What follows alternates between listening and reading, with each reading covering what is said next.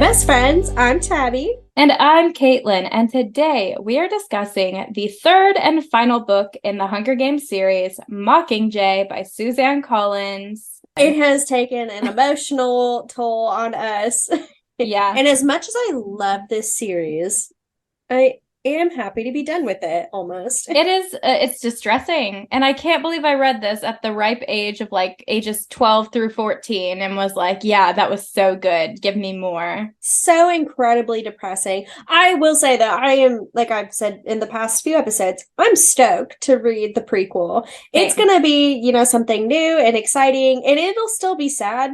I know it'll be sad, but I think it'll be intriguing more than anything. Oh, yeah. Because she can write a damn book, I tell you what. Girl, I tell you what. So before we jump into ratings, I will read the blurb from Goodreads. So it says, Katniss Everdeen, Girl on Fire, has survived, even though her home has been destroyed. Gale has escaped. Katniss's family is safe. Peeta has been captured by the Capitol.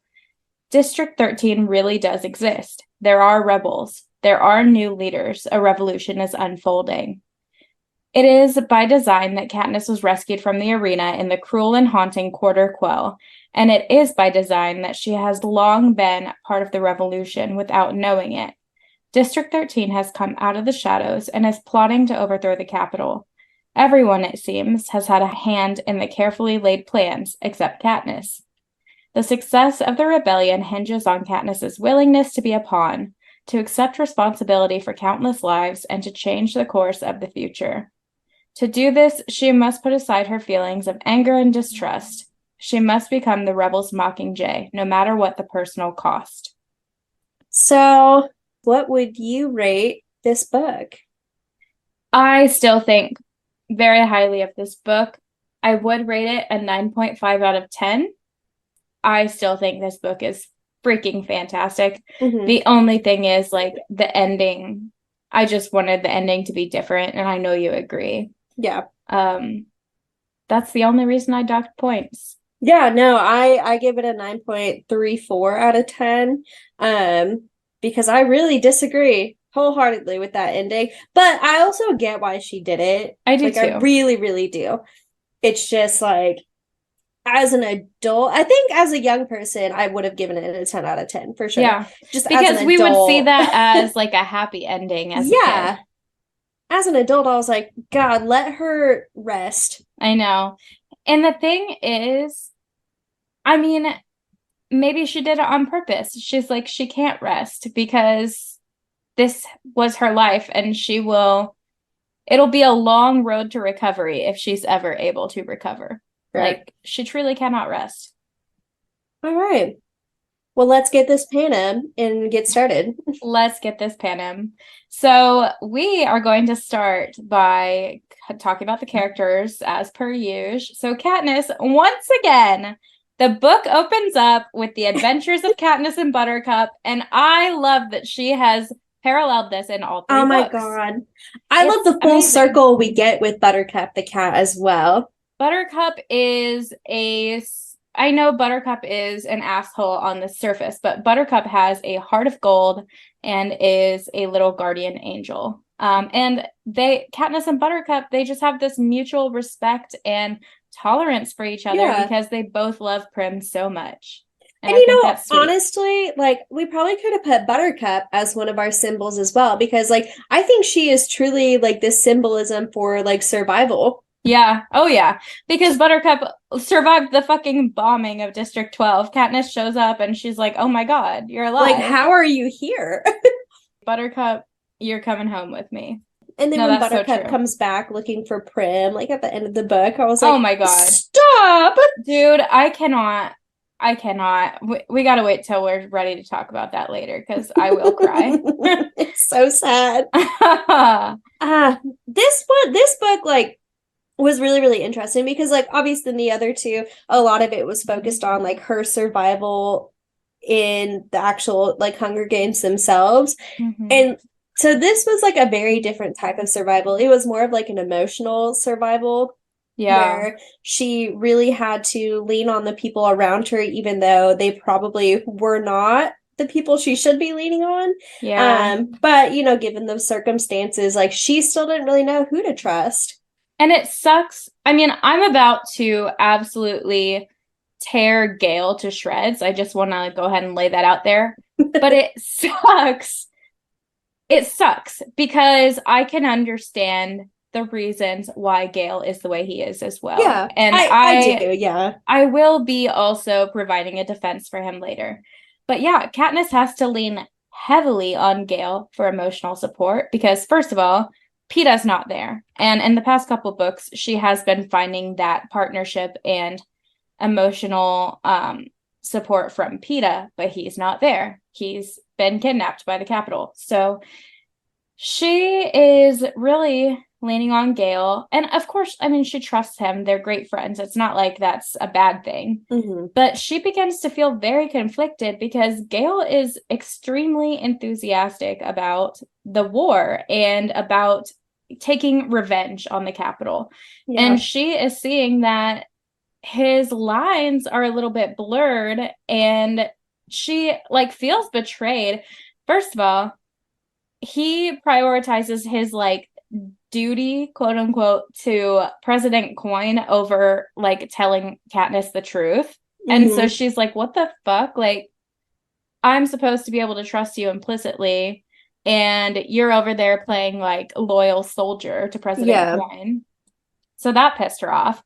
And then, of course, like, she is straight up disgusted with him at times when he is just kind of disregarding any innocent lives that will be lost for the sake of the war. And she's like, what the fuck is your deal? Which I think is very, very interesting as well. And we'll talk more about Gail here in a little bit, but it's like, I think if he had been the one to, you know, participate in the actual Hunger Games themselves, like he would have a very, very different view of like wanting to save those people's lives. And maybe it's just because Katniss like has a little more sympathy for them, but it's like, what happened to him to like cause him to do this complete like 360? Like, yeah. Well, I will say, because I just have the quotes here. So on page 176, Katniss says, this is when they're talking about like, he's like, we should blow up the tunnel in District 2 so they can't get out. And Katniss is like, do you remember how our dads died? There's literally workers down there. And so she says, back in the old day, when we were nothing more than a couple of kids hunting outside of 12, Gail said things like this and worse. But then they were just words. Here, put into practice, they become deeds that can never be reversed. So she's like, he's always kind of been an extremist. And I understand having that passion and that need for revenge. However, there need to be lines drawn or you're no better. And so that's what Katniss is trying to explain to him. On page 189, after like they escape from District 2, after the Katniss literally gets shot by the one District 2 guy. So she wakes up and is like, Gail, like, what the fuck? Like, that was horrible. And he said, you think I'm heartless? And Katniss said, I know you're not, but I won't tell you it's okay. He says, Katniss, what difference is there really between crushing our enemy in a mine or blowing them out of the sky with one of Beetie's arrows? The result is the same. She said, we were under attack in 8 for one thing. And he said, yes, and those hover planes came from District 2. So by taking them out, we prevented further attacks.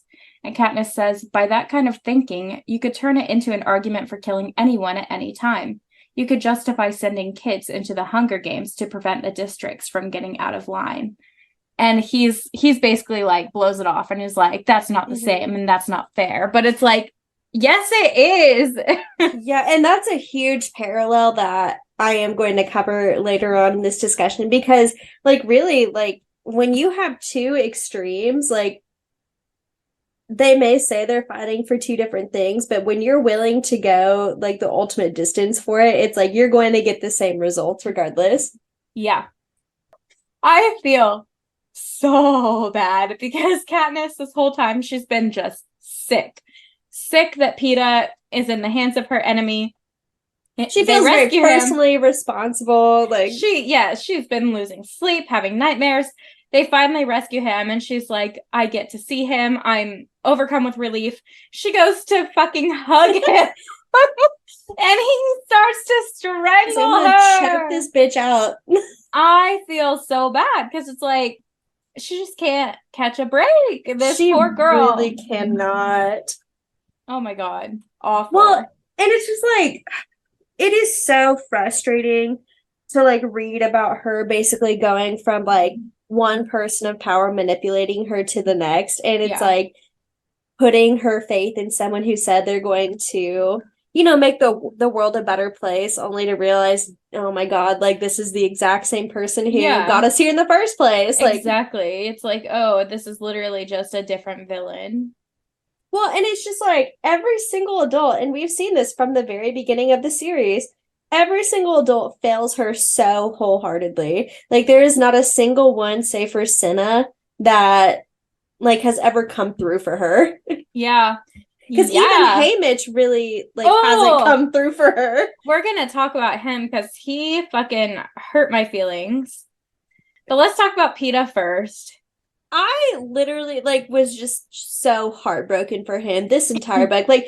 He never does anything wrong. He never does anything wrong. He's a good boy and deserves a better life than what he was given. And every single time you had to read about him on the Propo thing, being like, Katniss, you need to give up. Save me. I'm being beat to shit every night. Yeah. And she's like, no, he doesn't get it. He's she didn't even realize what was going on until it was spelled out for her.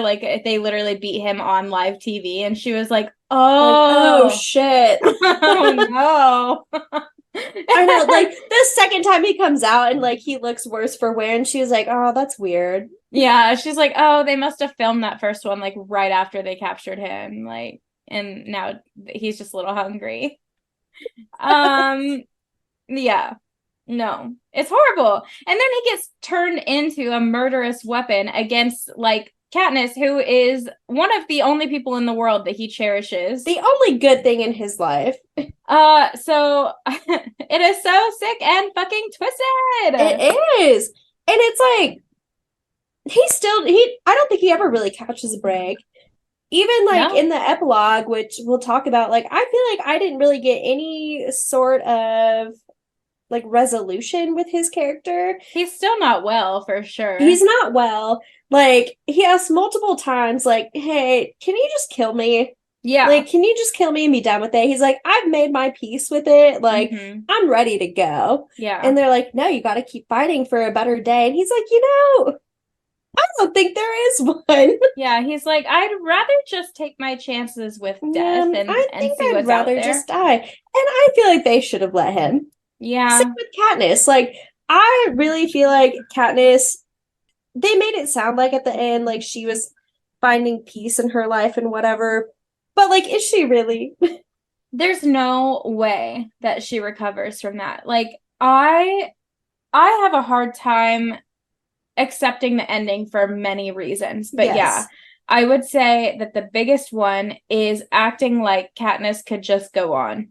They took that choice. She was ready to go. Mm-hmm. And same with PETA. He was ready to go. They have been through the absolute worst of the worst that humanity could offer them. And they did what they set out to do. And they beat the bad guy. And it's and if they want to head on out, you should let them. I think 5 years from the epilogue, there's a good chance they take Nightlock berries together. Yeah, their kids are grown on their own. They're out of here. Yeah, dude. I forgot about the kids even. Yeah, because that's another reason that I'm mad about the ending. I want to make a little comparison too, because spoilers for an episode in The Last of Us. If you guys haven't watched that show, go ahead and skip forward a couple minutes. But that episode where, what are their names? Nick Offerman's character. Yeah, I don't remember their names, but I loved them. Yes. The two cute gay men in the show. In the show, in the game, it's very sad, and it's not Yeah. like the show. The show is bittersweet because like the love of his life is dying, so he is like, I'm going to take it upon myself to make sure that we die peacefully together. And so I just kind of imagine that's what Katniss and Peeta are going to do one day. Yeah, it's like you can only live with that for so long. Yeah. You really can. Nobody should blame them, like, at all. I think they have seen plenty of what the world has to offer. And it's like it's such a cyclical world too, where it's like they may have someone good for that time, but there's always going to be someone worse. Yeah, it makes me worried for their future. And the fact that we'll get into the kids. We'll get into the kids later because I just it pisses us off a little bit.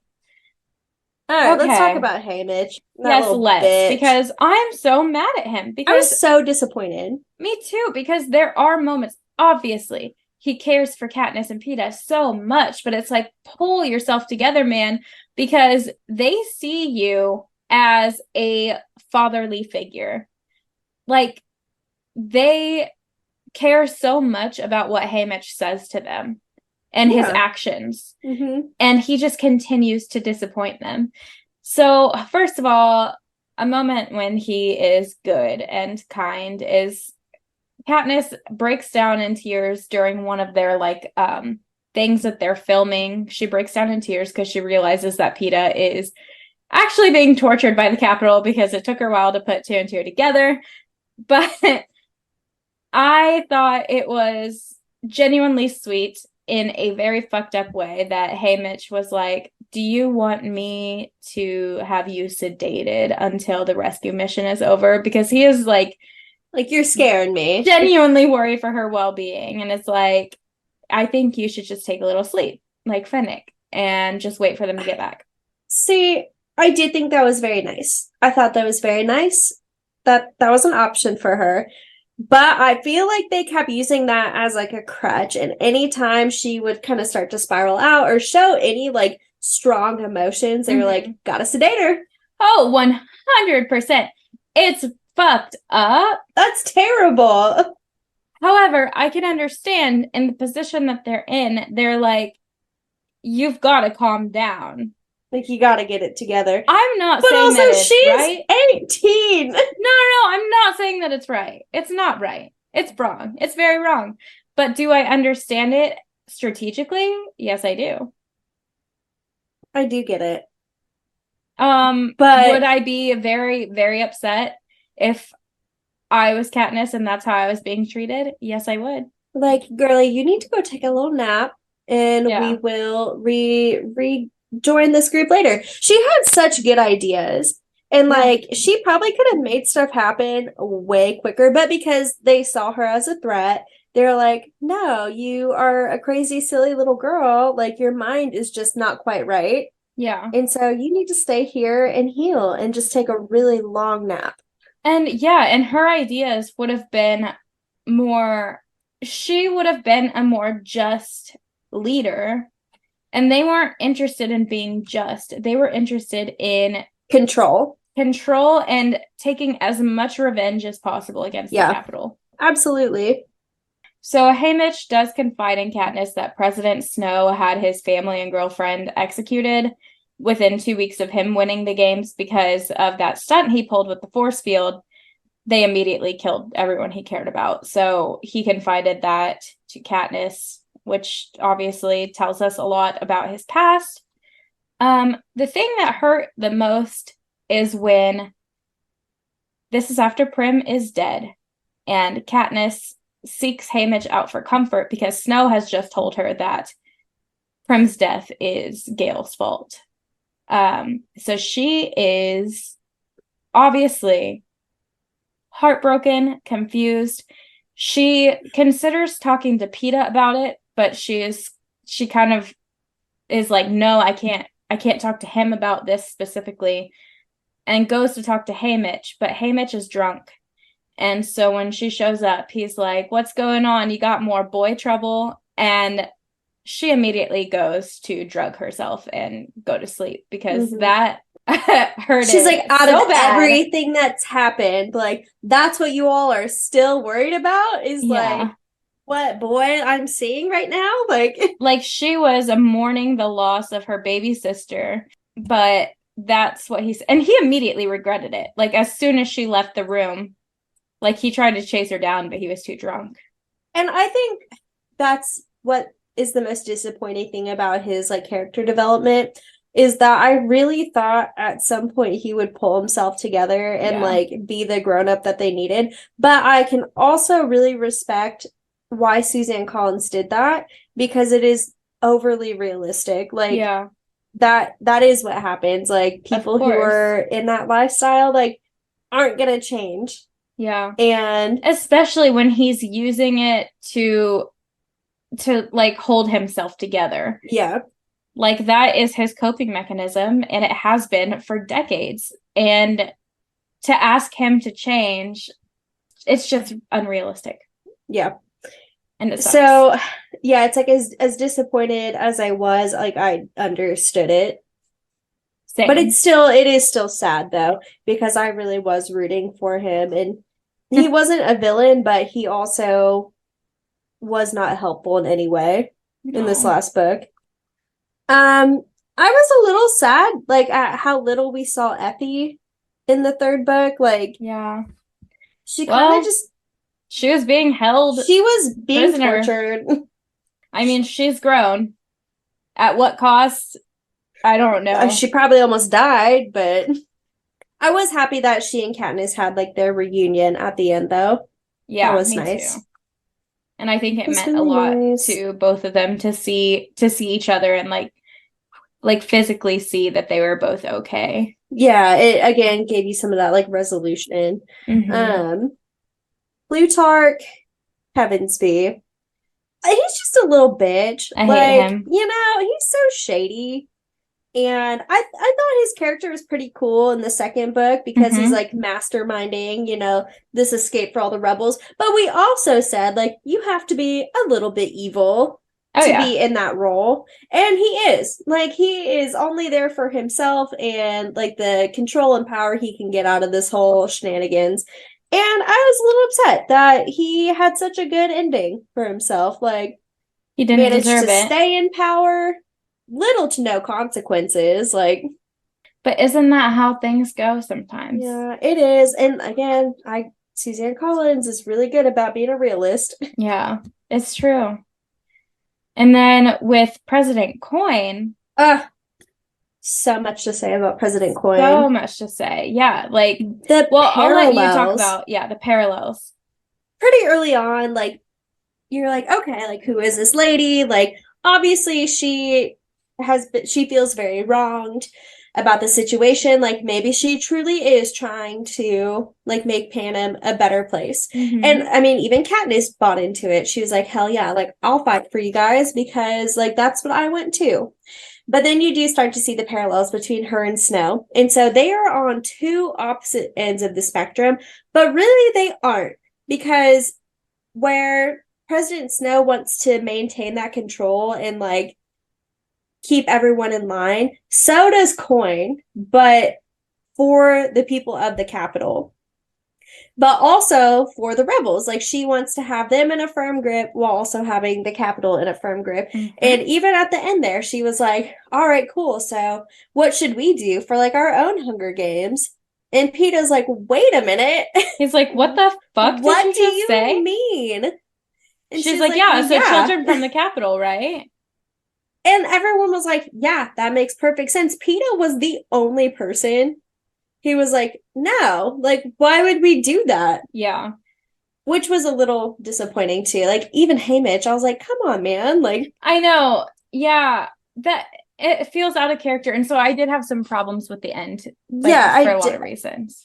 But it's like, there is a very blurred line between like good and evil. And well, that's one of my discussion questions that we'll talk about later. But it's like, there needs to be a middle ground somewhere where like you have one person, they get both sides of it, but because they get both sides of it, they're going to make changes based off of that so that you can make better choices. But like she really would have just created the exact same scenario. Yeah, because just in the rebels' favor. She literally already murdered children in a ploy to make it look like President Snow was the one who did it. And so she is clearly not above it. No. Like, she's not above it. She was ready to just absolutely off Katniss too because she outlived her usefulness. It's like she's created this very public figurehead. It's done what she's needed to do. And she's like, now we have to kill you though. Yeah, to like really get the people going. Because you're still a threat to her own personal power, to President Coin's power. And yeah, she's like, and it'll rally the people even more in our favor. Except it didn't. She is so, I mean, she is just as evil. Yeah. It's crazy. She is the other, if you will, the other side of the coin to President Snow. Like the coin. Yeah. Oh my God. Whenever Katniss was like making her demands, she was like, I kill Snow. And President Coin says, tell you what, when the time comes, I'll flip you for it. Coin, her name is literally like, it's just up in the air. It's up to chance. You just flip a coin. I love that. Oh my God. Suzanne, you really have done it again. You have outdone yourself, girl. That was a good one. Yeah, no, she sucks. I'm glad she died. What like a poetic way to end too. Yeah. She's like, can you see the rose on his lapel? Good. Keep watching that. You'll never see this coming. Yeah. She did a real good job like leading the rebellion though, because people really do like they do follow a cause like that. They're like, yes, we're doing the right thing. And they fall into that trap of like, so this new leader is going to make us a better world. You know what I mean? It's not even the cause. It's all about the leader in that instance. It's like, that's why people blindly follow President Snow too, though. It's like, is he terrifying? Yes. And they're probably more scared than anything. But like, he is a very charismatic leader. And so was Coin. Like, she rallied the people. And like, if they put enough blind belief into somebody, like, maybe her cause did start out good. Like, maybe it was, like, a noble cause. And somewhere along the way, she's like, but wait, we have the people now. I can do what I want. I'm trying to think, though, if her cause ever would have been good. Because I think, good is relative. Because I think it's just always been anti-capital. And I can understand why, of course, but at what point is it too far? Because Katniss, her like style team or whatever from the Hunger Games gets thrown into a fucking jail cell for taking a piece of bread because they're hungry and they're naive little critters, and they took a piece of bread and they got thrown into a jail cell. And so it's like, is that fair and just, or is that just anti-capital? You know what I mean? So yeah, like, I don't know that her cause was ever necessarily just. It was just the people rebelling against the Capitol. Right. They were like willing to do whatever they could to overthrow it. Yeah. Which again, I understand. I get why, but it's questionable. But it's like, yeah, where do you draw that line between like becoming worse than them and just trying to overthrow them? Yeah. And then with Gale, his argument is like, well, we're not doing anything that's any worse than what the Capitol does to us. And Katniss is like, but shouldn't we be better? Yeah, like, what is the goal here? Are we trying to become the Capitol, or are we trying to dismantle the Capitol so that people can live their lives in peace? And that's all she wants. Yeah. She just wants to live her life in peace. Yeah. And unfortunately, Gale kind of fell prey to the propaganda. The propaganda, yeah. Let's talk about Finnick. Let's. Dude, it hurt my heart. Yeah. Everything about Finnick, the entire book, just hurt my little heart. Yeah, because he's very, very fragile at the beginning. And that's hard. That's hard to read too, because he was such a strong player in the second book, and to see him like that, you're just like, damn. Yeah. And That's luckily sad. he does come back to us a little bit before being killed. Brutally murdered. But one part that really sticks out to me is Katniss is wanting, like, she wants to know what to do because she has realized that Peeta is being held by the Capitol because of her, and she's feeling so guilty and horrible. And so she goes to Finnick and is asking, like, how he can stand that because of Annie. Like, she says, how do you bear it? He says, I don't, Katniss. Obviously, I don't. I drag myself out of a nightmare each morning and find there's no relief in waking. And I was just like, he is so real for that, to just explode on her. He's like, what a stupid fucking question. Like, how do you think I'm dealing with it? No one is. I know. And he does start to feel bad, like, whenever he sees that she was actually surprised that he started yelling at her. But he's fucking been through it. Yeah, but he is like, how fucking naive are you that you think I have found peace with this, like, in any way, shape, or form? Life, Annie is the only good thing in his life. Like, he was a sex slave for the Capitol, which the secrets he learned were useful. Yeah. But was it worth it? No. No, absolutely it was not. No. Like, I mean, he was just like, I need to at least take some of the power back in this situation, so I'm going to take the most valuable thing I can, which is information. And but how fucking sad. Yeah. And he's not the only one too. Like, we talked about this a little bit in the first book. I think it was a Glimmer. I can't remember what her name was. Foxface. She was also a sex slave, and so the Capitol, like, picked the most beautiful and talented among all of them, and if they weren't tributes, then they were sex slaves. And, like, because over anything they prize beauty and, like, uniqueness and pedophilia because they're children. Yeah, they're kids. It's horrid. It's terrible. And the only redeeming thing in this book for Finnick was his wedding to Annie. And I'm so glad that they got that. Me too. But under what circumstance? Senseless and tragic. Like, the loss in this war was, like, unimagiable. And she knew it would be bad and that people would die, but I think she was like she was still flabbergasted when it happened. Like, she lost Prim, she lost Finnick. Gale ended up having to, like, move across the country, basically, because he couldn't stand to know that Katniss blamed him for Prim's death. So she lost her friendship with Gale. Like, she lost so much. And prior to that, she lost Cinna. It's so unfair. She lost Rue. It's just so, senseless. It's terrible. And, like, even though, like, he got the wedding with Annie that he always wanted, like, the only reason they did that was to get back at the Capitol. Like, they have to see us being happy. Yeah. And so Katniss it's like, was like, oh shit, is it gonna be me? Like, are you actually going to make me marry somebody? Yeah, because I can't do this. Did freak out, and they were like, relax. Like, no, it's Annie and Finnick, and she's like, oh, thank God. They're like, yeah, girl, just hit the dance floor. It's fine. Which was so cute. Oh my God, I know. When Katniss and Prim danced together, and I was crying. Like, the one just, like, nice, normal thing that they got to do in the book. Terrible. Joanna. Someone check in on her.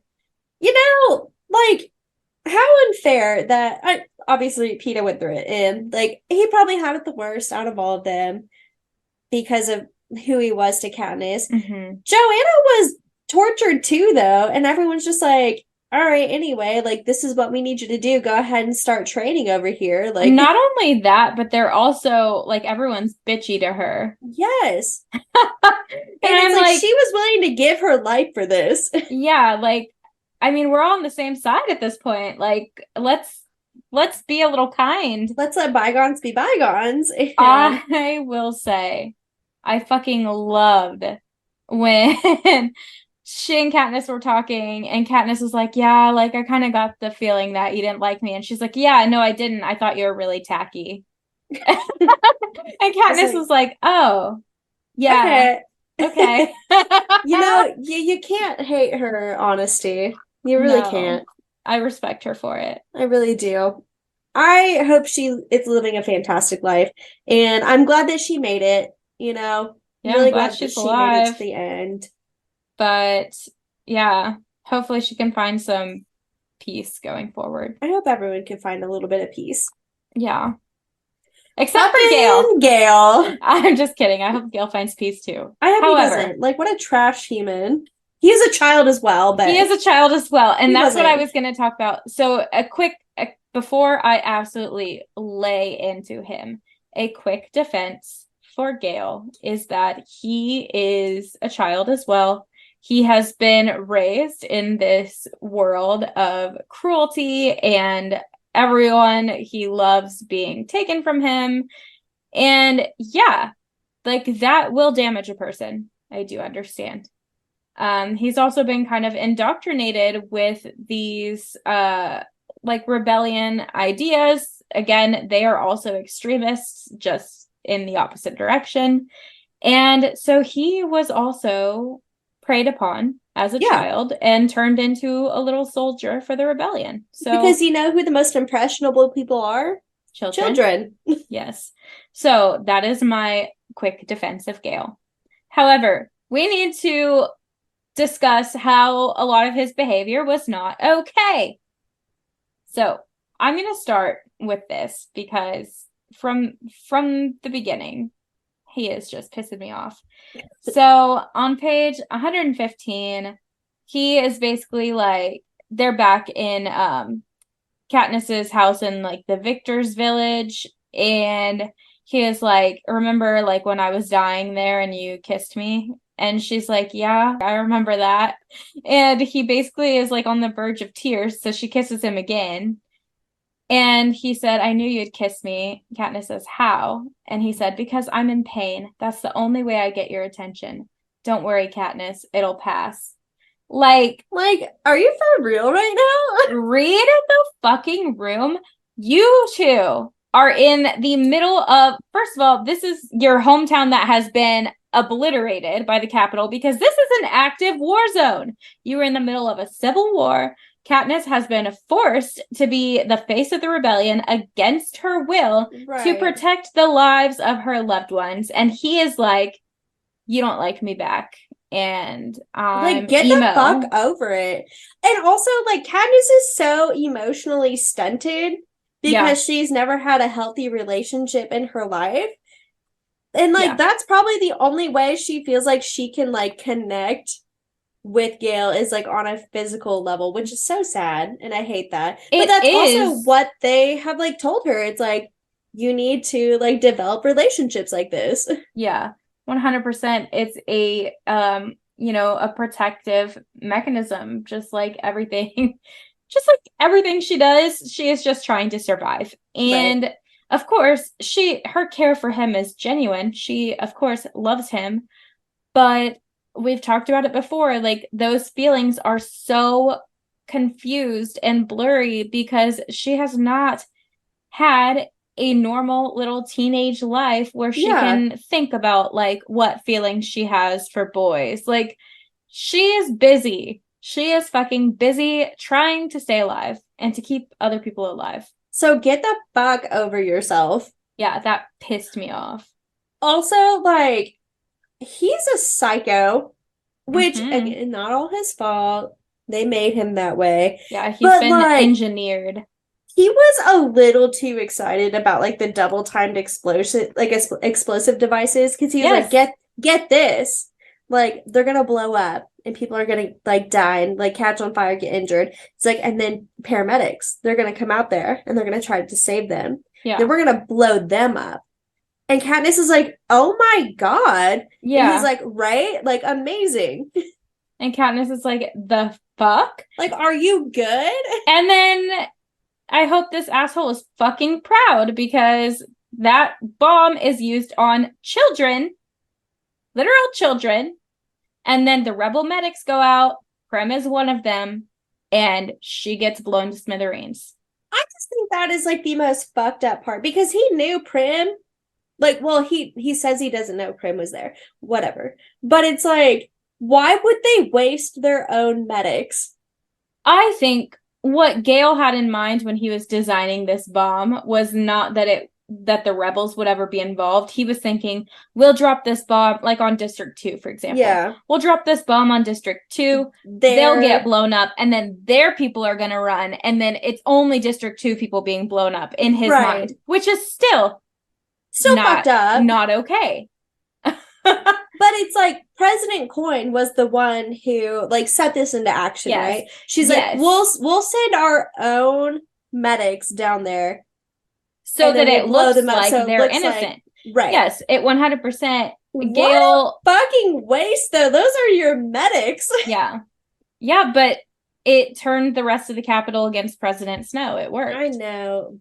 That just seems like a very like useless waste. And an evil thing to do because President Coin is actually a cunt. Terrible. And like, I know he does feel bad about it, but like, he never really like apologizes. No, I think he's kind of like, in his mind, it's kind of like, what could I say? Right. To make it You better? Could say sorry. Yeah, you sure could.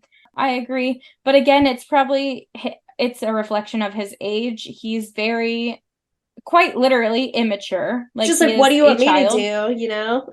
So yeah, of course, he is very emotionally immature as well.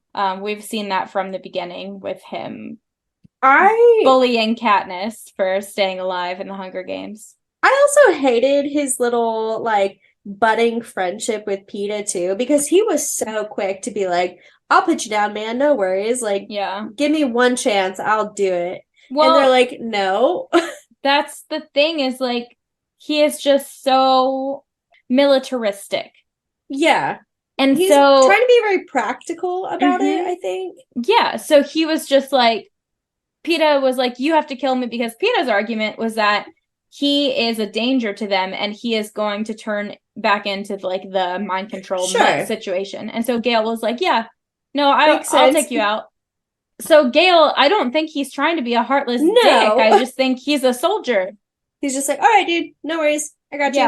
But then it's like, he kind of apologizes about it and was like, I get why you are doing what you're doing, whatever. And like gives him the choice too with like the nightshade capsules or whatever. He's like, this is for you. Like, if you feel like you need to take it, you go for it. Yeah. But like their whole little bro sesh, like when they thought Katniss was sleeping and they're like, who do you think she'll choose? And Gale's like, I think she'll choose whoever she can't live without. And they're like, yeah, may the best man win or whatever. And it's like, what the fuck? Little sausage fest.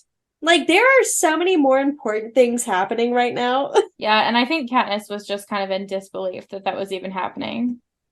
She was like, am I actually dreaming right now? Like, that was the one time where I did not like Peeta because I was like, grow up. Yeah. Well, with Peeta, I mean, a lot of it was he was just genuinely confused about what any of his feelings were because he didn't know what was real, quite literally. I know. Bless his little heart. So I think like the Peeta of like the first and second books would not have had that discussion with Gale, probably. So I'm super excited to talk about President Snow because, like I said before, he is one of my favorite villains. He is one of the most well done villains, in my opinion, because there's times where it's hard to hate him almost. Mm-hmm. Like, you're like, respect the game. Yeah. Because, like, you put in freaking work to get here. He did. He poisoned himself. Yeah, like, that's dedication. I mean, for a reason, because he was poisoning his enemies and he didn't want them to suspect anything. He had to make it look like not sus. But I loved whenever Finnick was telling this to everyone, and Katniss thinks poison, the perfect weapon for a snake, because like that's him. That's our little snake boy. And that's the prequel, Songbirds and Snakes. And I was like, I just thought it was like really, really funny too when it wasn't funny, it was really sad. Whenever like the children from the Capitol died, and he was like, well, you know, one thing I would never do is kill children like that. And it's like, well, that's a little crazy because Actually, you do that. it's Like like I once a get where year, you're every coming year. from. He's like, I would like just senselessly murdering him like that. And it's like, No, okay. that's actually what you're doing, bud. You little Delulu queen. He is Delulu. God. Like what poetic justice though, like how he went out on his own terms by his own poison. He's Yeah. like, I knew you wouldn't kill me, girl. Let's do this. Yeah. He's like, see, because we don't lie to each other anymore. And the truth is, they respect each other. They Like, do. as much as they are enemies, they understand each other and they respect each other, which And is it's like he crazy. played a relatively fair game too. It's like he gave her the opportunity to fight back. He always gave her the choice. He's like, now what you do will have consequences, but I'll leave it up to you. Yeah. I mean, it's true. That's what makes him such a good villain, though, because he always has like the advantage. Like whenever he's in power, he always has the advantage, and he is like, I'm going to basically make it to where people are like, they can't beat me, so they join me or they die Mm-hmm. trying. That's what makes him so freaking Diabolical, and I love it. powerful. I Yes, I love it. cannot wait for I'm the so prequel. excited to read about him in his prime, in Yeah. his youth. Back It's when he like was hot. you're a fucking villain, but I am so intrigued by you. 100%. Like he's going to be serving cunt and It's not going in to the be really way. making me question myself. Yes, I'm actually going to have to find a new therapist. I'm gonna have to check myself a few times. I just know it. I'm going to have to I'm not a religious person, but I'm going to have to just do a little bit of confession I'm gonna have at to the pray on Catholic it. Church. So we have saved one of the best for last. Prim, Rest in peace, Queen. rest in peace. First of all, I have already talked about how Prim and Buttercup have my fucking heart. They are so pure together. I will remind everyone that in this book, Prim is only 13 years old because Katniss is only 17. Like, Yeah. she's not even 18 yet. Mm-mm. Prim is only 13 years old. And that being said, she literally has become like a nurse at the ripe age of 13 and is well on her way to becoming a Is full-on doctor. just chocked full of wisdom. She is taking care of the wounded and dying with her mother. She comforts her older sister Katniss after nightmares and tells Katniss, like when Katniss is fretting about the Capitol killing Peeta, she's like, "Oh no, Katniss, they won't kill him because they won't have any leverage over you." And it's like, God damn, you are 13. And so Katniss is like, "What do you think they'll do to him?" And Prim says, "Whatever it takes to break you." And I was like, "You are a child." But like, that's really good advice. Thank you. And it's true. Yeah, and then we already talked about like when Prim and Katniss danced together at the wedding. It was like their last like happy time together, which is so sad. And then Suzanne does a little bit of foreshadowing on page 221 because Katniss is about to leave with the group for the Capitol. And Prim, they're talking about President Snow, of course. Prim says, "Next time we see each other, we'll be free of him." And that, of course, is not true. That makes no. The next time they see each other is when Prim is dying. Literally exploding. And I truly don't know how Katniss lives after that. Like, no, yeah. I would have taken the pill. Like, I would have taken it so fast. Like, no one would have stopped me. She was much too slow with No, it. as Like, soon as I found out that Prim was gone, like really gone, I'm popping that pill. She is much stronger than I. I get why she waited because she's like, no, I have to see this through in case no one else does. In case no one else kills President Yeah. Snow. She's like, I will see this through, and then I will That's meet fair. you in heaven. Yeah, girly. as soon as President Snow was dead and President Coin, then yeah, I'd have Like, been I probably would have just "Good like night." had that in my mouth, like as I'm shooting. And then I would have just asked PETA if he wanted to do it with me. Like, do you want to go together? Yeah, 100%. Just like at the end of book 1. That would have been we could have written a better really good, very traumatic ending. But also, this is for kids, and I don't think that probably would have been it, you know? But maybe this book series just isn't for kids the more I think about it. Because I think that would have been a really good, just like full circle moment. Yeah. And then last but not least is Katniss's mom. You know, what growth we've seen from this lady. Like, when she lost her husband, like, she spiraled. Mm-hmm. And like it took her a long time to climb back out of that. But I think seeing like both of her daughters' bravery like made her want to be brave. And so when she did lose Prim, she was like, I have to do something better. They are it like should not have taken Father that. Archeron. She is the blueprint for Father Archeron. Yeah. It should not have taken her daughter dying to be a better person. I know. But it did.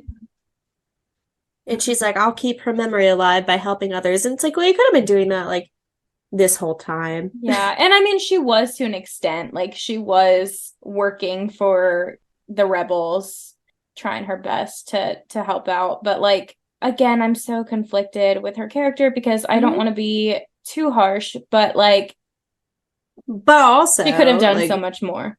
She could have. And she should have. Instead, her daughters were out there sacrificing themselves and changing the world. It was very much like a too little, too late thing. Mm-hmm. Yeah, she's just not as brave as her children. But I think she was trying to be at the end, so I'll cut her a little slack. Yeah. What are some thoughts and concerns that you have? Some thoughts and concerns I have is District 13, which, I mean, we've talked about. Of course, President Coin was the one running this place, and she was no better than President Snow in the end. But of course, it was super irrational and horrible to throw Katniss's prep team in prison for taking a piece of bread. Also, on page 49, related to that, Gale is judging Katniss for defending her prep team. He said, Katniss, why do you care so much about your prep team? I open my eyes to see if he's joking, but he's frowning down at the rabbit he's skinning. Why shouldn't I? Let's see, because they've spent the last year prettying you up for slaughter, he suggests. It's more complicated than that. I know them. They're not evil or cruel. They're not even smart. Hurting them, it's like hurting children. They don't they don't know. I get knotted up in my words. They don't know what, Katniss, he says, that tributes, who are the actual children involved here, not your trio of freaks, are forced to fight to the death. That you were going into that arena for people's amusement. Was that a big secret in the Capitol? No, but they don't view it the way we do, I say. They're raised on it, and are you actually defending them? And then she gets really defensive and said, I guess I'm defending anyone who's treated like that for taking a slice of bread. Maybe it reminds me too much of what happened to you over a turkey. This goes back to what we were saying these past couple of weeks about how the people in the Capitol just don't get it. And does that make their actions okay and being complacent with it? No, technically it does not. But if you don't truly understand something, how mad can people be at you? Right. You know what I mean? And of course, I know they're adults and the people in the Hunger Games are children. But Katniss is like, they're not even smart. Like, they genuinely are just... They're dumb idiots. Like, dumb. So dumb. And we need to cut them some slack. Because they don't know any different. But I agree with that to a certain extent. And we've talked about that before. Yeah. So I really like that they use District 13 as their base for the rebellion. And I think I like it because of who President Coin is as a person, because like historically District 13 ended up breaking away from the rebellion because they were not like moving as fast as they wanted to, and they were not taking like bigger steps than what District 13 was wanting to, because District 13 was the people, they made all the nuclear weapons and stuff like that, and they're like, no, we got to use these, like we need to have like mutually assured destruction. And that's kind of the same thinking as President Coin, where it's like, if we can't beat them, we need to just wipe it all out. Yeah. Like we will use our own people to make sure that we get the results that we want to. And it didn't work out great for District 13 the first time. And it didn't really work out so great for President Coin either. And so it was kind of like a history repeating itself type thing. Exactly. That's the thing, is like this whole book is just like showing us how it's just a cycle of shitty people being the ones with the power and just making it bad for everyone else over and over and over again. And so, I mean, symbolically, Katniss does break that cycle by killing President Coin, but there's going to be others. There will be. So it's just a reality shitty fucking sad concept. I also really hate the idea of getting stamped with a schedule for the day. Like, calm down. Like, you don't need to schedule my dinner time. What is this, war? What is this, a post-apocalyptic society? You're gonna stamp my schedule. Get over yourself. If I want to take a nap, I will take a nap. Take a fat nap. Okay, so Beatty, again, like, he was a big part of this in terms of, like, the weaponry that he designed. And, like, he designed some sick stuff. The bow. The trident, the bow. I know. So cool. Double detonating bombs that killed all the children. No, that one we can blame on that Gale. One wasn't good. Beatty's innocent. He just made it. It wasn't his idea. Gale had the idea. See? No, like, that was some sick stuff for sure. And okay, I really love, this is after District 8 is bombed and Katniss is responding. And when she's like, fire is catching, and if we burn, you burn with us. And I was just like, that's fucking great. Like, 10 out of 10. I love that. The story of how Katniss learned the Hanging Tree song is crazy. Her dad taught her that song at 7 years old. And of course, her mom was like, what the fuck is wrong with you? Do not teach our children that song. Like, that is so crazy to teach your kids the Hanging Tree. And like, Prim was making little rope necklaces with Katniss. Like, it was fucked. It's just like the fact that they like refer to them as the necklace of hope. Like, in this song. Because like, I looked up the lyrics and stuff, and the lyrics really are just truly haunting. They are. Yeah, so don't dance to it. I think we'll cover this a little bit in the discussion questions too, but Katniss's love life has been an ongoing topic for us the last couple of episodes, because in every book, her love life is used almost as like a bartering chip for her, where it's like, if you perform the way we need you to in terms of like how you show affection towards others, like, you'll be rewarded. And again, it's kind of the same in this book, where it's like her loving Peeta is a bargaining chip for the Capitol. And so it's really, again, come full circle, because everything does, where they're like, yep, you have to act like you love this man, and like, people want to see it, and they want to feel the tension between you two. Oh, you're actually in love now? Great. We're gonna kill him unless you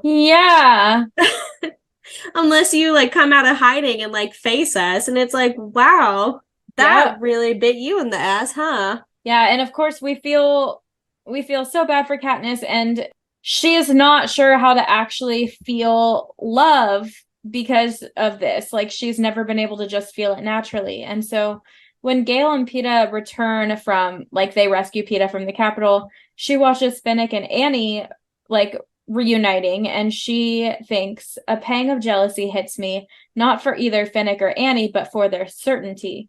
No one seeing them could doubt their love. Because, again, she is, like, all of my love has been synthesized. It's not real. It's all for what show. other people are forcing me to say and do. Of course, she has real, genuine feelings for both Gale and Peeta, but she has not been able to. It might not be romantic love, though. Yeah, and she has no clue because she just has not been able to freaking figure it out. Pages 169 through 172. Gale and Katniss are talking, and Gale lets her know that he saw Peeta yesterday through the glass because this is when Peeta is dangerous. He's armed and dangerous. Armed and dangerous with his hands. Katniss says, "What did you think?" Gale says, "Something selfish." And Katniss said that you don't have to be jealous of him anymore. And he said, "No, just the opposite. I thought I'll never compete with that, no matter how much pain I'm in. I don't stand a chance if he doesn't get better. You'll never be able to let him go. You'll always feel wrong about being with me." And Katniss is fed up at this point. She was like, okay. "You mean the way I always felt wrong kissing him because of you?" And he said, "If I thought that was true, I could almost live with the rest of it." And she said, "It is true, but so is what you said about Peeta." Like, she is just done. She's done playing games. She's like, yeah. It is what it is. Like, they have broken me. They have broken my brain and my ability to love. Are you happy? Well, and then on page 280, Gale and Peeta are like discussing like her love for both of them, and Gale says that Katniss will choose the one that she can't live without, and Katniss is like, "Well, I can live without both of you." Yeah. So it's like, don't get it fucking twisted. She's like, "I don't need either of you, but it's like, I don't want you to die." But it sucks because, like, again, they plant that seed in her head because in the epilogue, she does kind of view it as needing Peeta. She's like, I can't live without Peeta. Yeah. So it's like they're just planting the seeds. And well, because it's like at that time, like, she hadn't lost Prim yet, and I really do feel like if Prim had lived and she could have just been, they got to the end, it would have just been her and Prim. Yeah. And it like she would not have bothered with either of them, and she wouldn't have felt like she needed to choose. And oh, that ending, I wish we had it. And of course, you know, like, I would want Peeta and Gale to survive as well, but they don't need to be together. They don't. It's a trauma bond, and that is unhealthy because now you have two very broken people bringing life into this world where I just don't feel like they can successfully like raise happy, healthy children. Not at all. And we'll talk more about that in our discussion, but agreed with everything you said. Lastly, we do want to again touch on the symbolism because it's always a good topic in these books. Of course, the Mockingjay really steals the show. It is quite literally the title of this book. Katniss becomes the Mockingjay to officially become the face of the rebellion, and all of the symbolism that has carried throughout the series is prevalent in the third book. The rose, President Snow's rose. Oh my God. So Katniss shows up to her house in the Victor's, what do they call it? The Victor's circle or whatever. I don't remember. Yeah, she shows up to like that house, not like the Seam house. And a rose has been left for her. And this is after the bombing and everything. Like, so she is like, oh my God. I need to go. She's like, what if he's watching me right now? And it really gets to her. It's a very powerful symbol, and it reminds Katniss that he is basically omnipresent, and there is nothing that she can do without him knowing about it. And so she is just like, how am I ever going to win against this man? It was a huge power move on his part. Also, I just cannot help but like keep thinking how he is like an 80-year-old man and his biggest nemesis is a 17-year-old girl. That's embarrassing for him. That's pretty embarrassing. I thought he himself rose to power when he was like 18, so exactly. So he gets it. Jinx. The bread is a huge symbol in this book. It's in all of them, but this one specifically. Yeah. So we find out a little bit more about where Panem got its name from. And it is from a Roman phrase, Panem et Circes, which means bread and circuses. And so basically, bread in this world kind of symbolizes like life and hope, but the districts are also used as like a food supply and entertainment for the capital. And so the fact that they named it Panem is pretty fucked up. Yeah. Because they're like, yeah, no, like this is our food and this is also our entertainment where we get to watch children die. It's like, it's horrible, but it's like, it's so well written is what I mean by good. And like, you also see like the reoccurrence of bread. Like, so Katniss and Peeta, their relationship started off with him throwing like a lump of burnt bread at her to like feed her family. She was moments away from dying. Right. And so I think it really hit hard too whenever like her team was thrown in like the prison because they stole bread, and she's like, well, I'm no different from them. Yeah. Prisoner 24601. I know. Jean Valjean was there as well. You guys wouldn't believe like the crossover episode. It was crazy. It was nuts. Yeah, like Katniss, she fucking gets it. And so she is like, that's why she's so defensive with Gale whenever he's like, why do you care so much about them? They're from the capital. And she's like, they are victims of the capital. Like, right. Yes, they lived in the capital, but they are also victims. And so she is pissed at him, which she should be. He's being unreasonable.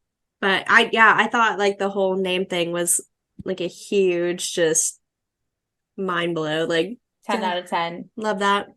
Lastly, the lamb stew, that's Katniss' favorite meal from the capital from the first book. That meal appeared as a beacon of hope in the first book. In the first games, Katniss and Peeta were like, knocking on death's door, and then they get this lamb stew. And that meal is the same meal that the little squadron eats right before they take on the capital as well. And so it's kind of like that last, like, you know, tonight we eat like kings, tomorrow we fight for our lives kind of thing. And yeah. I like that it's like kind of the rally meal. And also, I mean, it symbolizes everything that the capital has that the districts do not. And so that's why like it was a little bit of luxury that they afforded themselves. Yeah. So that's a good one. I love that she repeats her symbols from book to book. I do too. So we only have a couple discussion questions today, just because I feel like we've really hammered home some of the other stuff that we've asked about in the past couple books.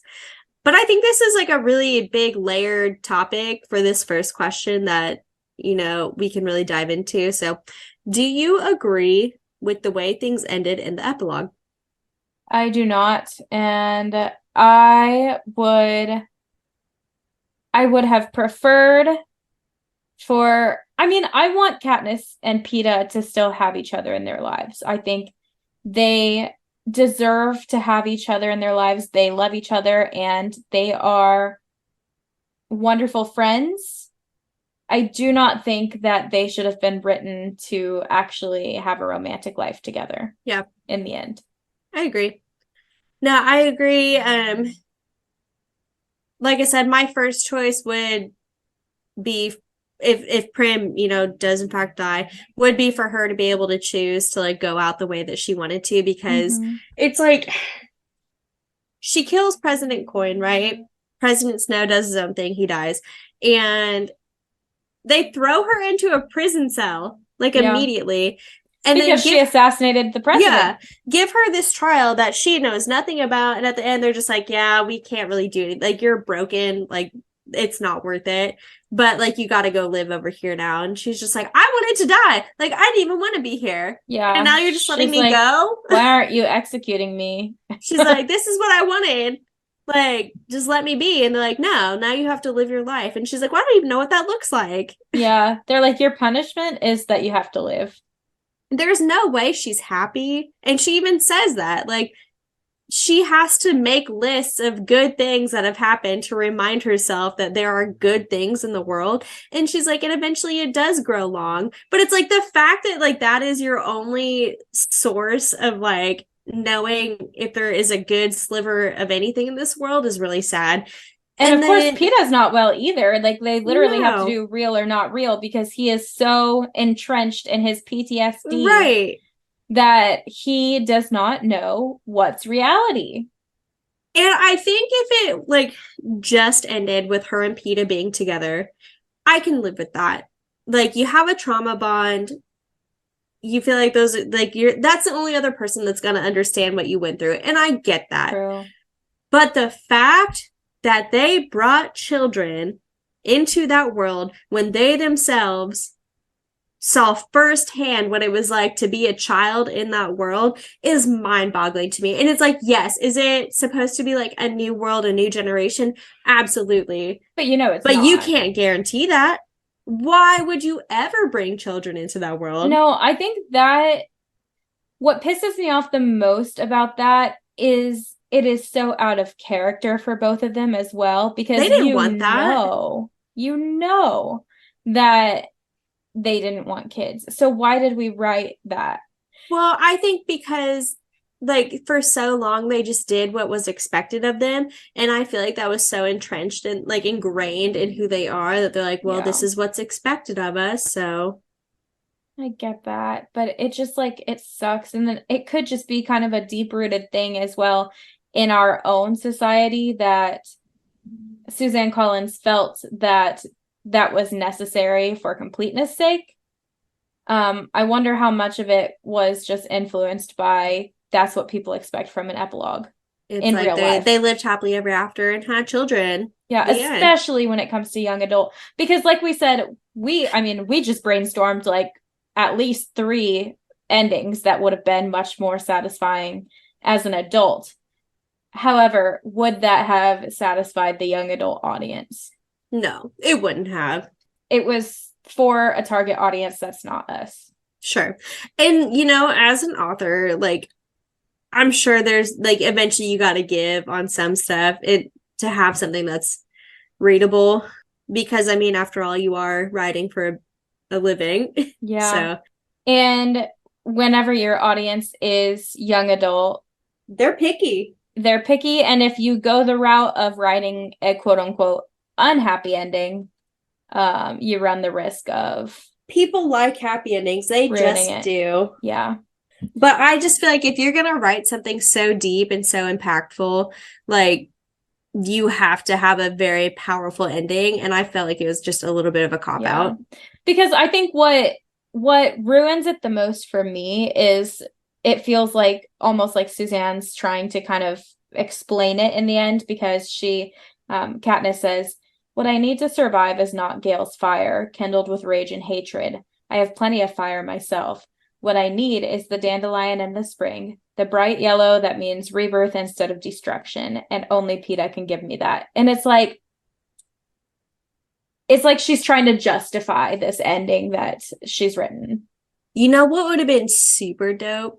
What? So like I said, like having her go out, like her and Peta both taking the Nightlaw capsule, and then at the very end, like almost have like a historical like writing from someone else, like kind of showing what happened afterwards and like what was rebuilt and like who was in power type of thing, and like how their like sacrifice like impacted the new world. Yeah. That would have been cool. Then you could still have that that moment of it was all worth it, that would kind of soften the blow.